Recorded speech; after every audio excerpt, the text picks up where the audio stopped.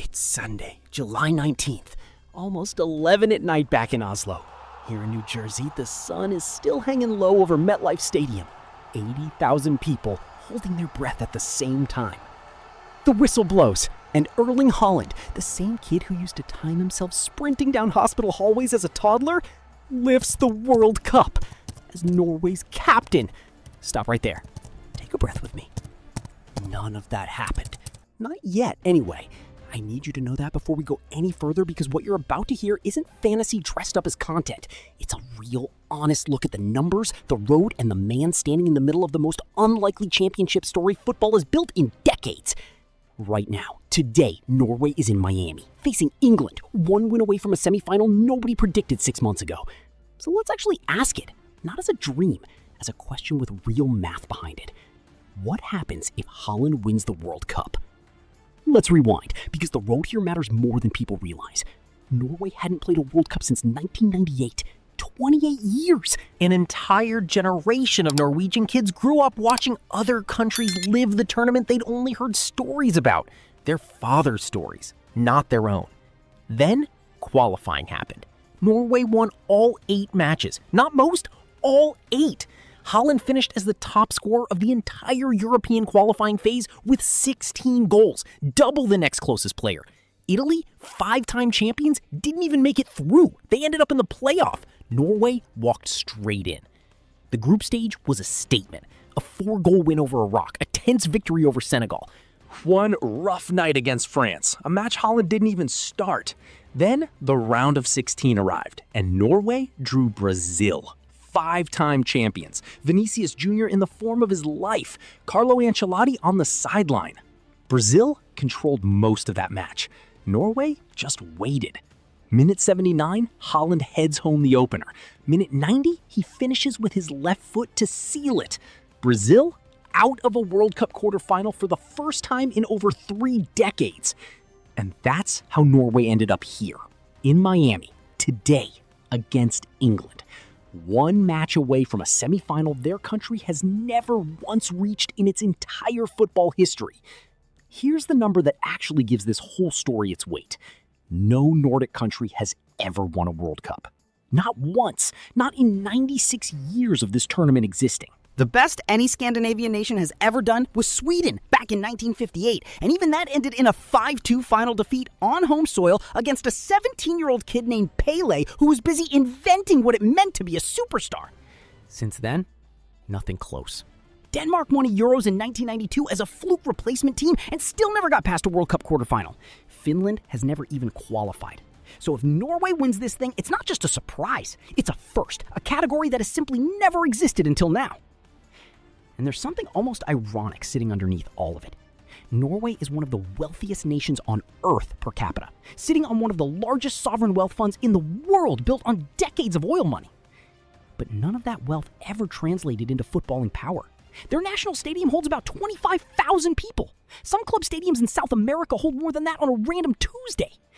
A country with money like a superpower and a football tradition smaller than a mid-sized city's local team. That's the contradiction Haaland is currently rewriting, 1 match at a time. Now, let's talk about the man himself, because here's the part that should honestly stop you for a second.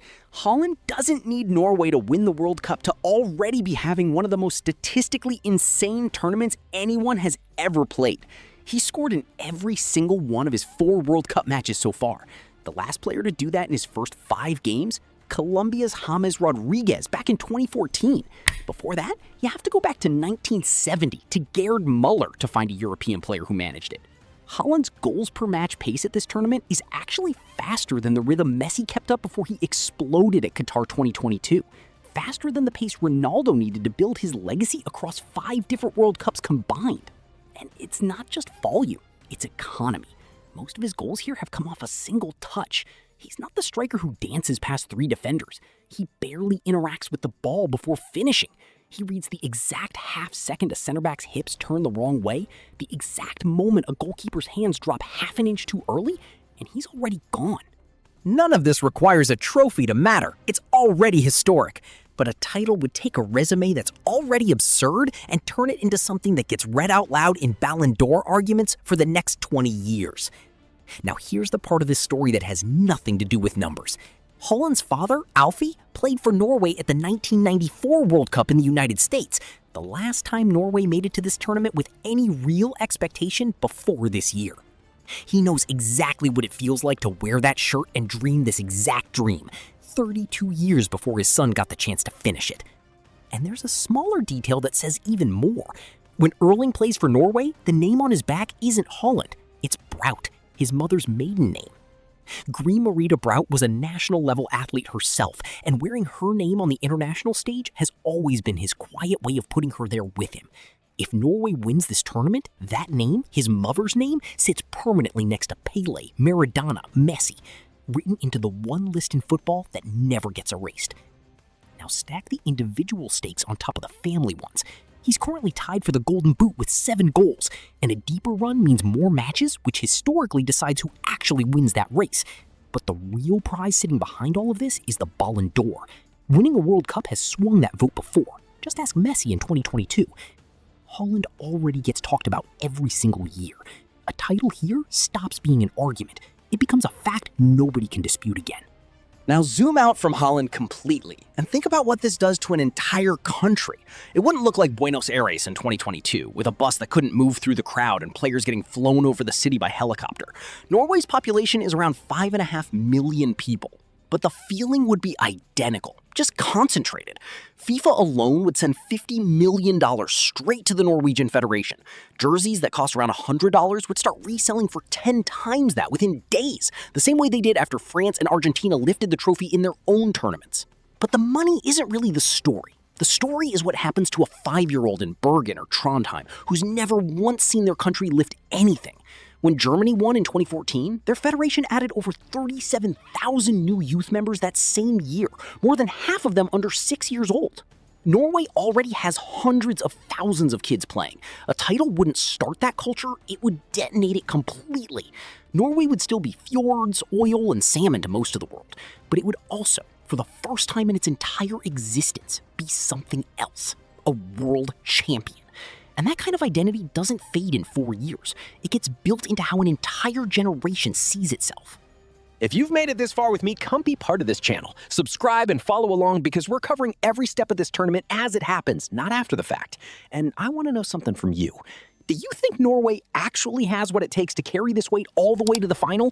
Or does the dream end today in Miami? Drop it in the comments. I read every one of them. Now, back to the road because it's brutal. Today, England, a team that just needed a Bellingham brace and a Kane penalty to survive Mexico, and Kane already has 6 goals of his own this tournament, fighting Haaland for that same Golden Boot. If Norway somehow gets through that, the semifinal likely means Argentina, the defending champions, Messi at 39 years old, still leading the tournament scoring charts, still doing things that shouldn't be possible at his age.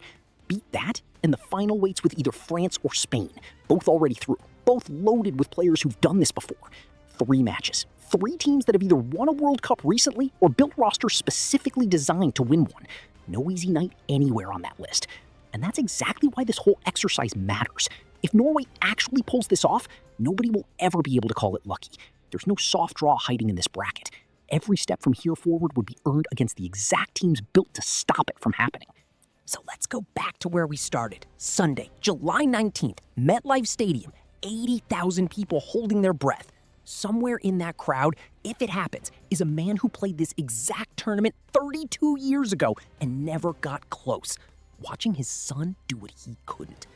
And on the back of that shirt, the name isn't Haaland, it's Braut, his mother's name, standing in a stadium built to hold history, about to become part of it.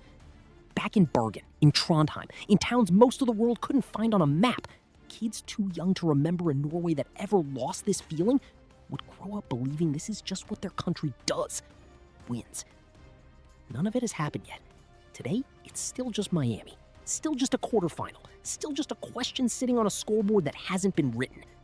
But somewhere between a fjord and a $50 million sovereign wealth fund, a country that was never supposed to matter in this sport built the one player capable of making all of it real. If you're still here, follow this channel and come back for the next chapter of this story, because it isn't finished. Share this with 3 people who need to hear this before that whistle blows. Tell me, honestly, in the comments, what do you think? think actually happens today? And tell me what part of this World Cup you want me to break down next.